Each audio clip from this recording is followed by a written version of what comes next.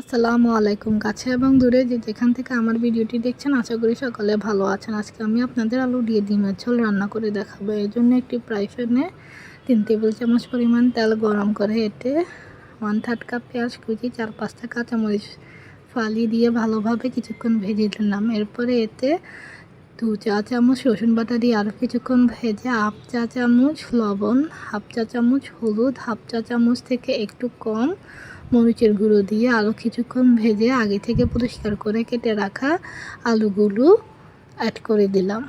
আলুগুলো মশলার সাথে ভালো করে মিক্স করে নিলাম যতক্ষণ পর্যন্ত আলু থেকে কিছুটা পানি ছেড়ে না দেয়। যখন আলু থেকে কিছুটা পানি ছেড়ে দেবে ঠিক সে পর্যায়ে 2.5 কাপ পানি অ্যাড করে দিলাম। পানি দেওয়ার পরে আলুগুলো ভালোভাবে নেড়ে একটি ঢাকনা দিয়ে ঢেকে দিলাম কিছুক্ষণের জন্য। যখন আলু থেকে এভাবে বলক ওঠা শুরু করবে ঠিক সে পর্যায়ে এসে ঢাকনা উঠিয়ে আলুগুলো ভালোভাবে নেড়ে 3 টেবিল চামচ টমেটো বাটা, 3টা ডিম অ্যাড করে দিলাম।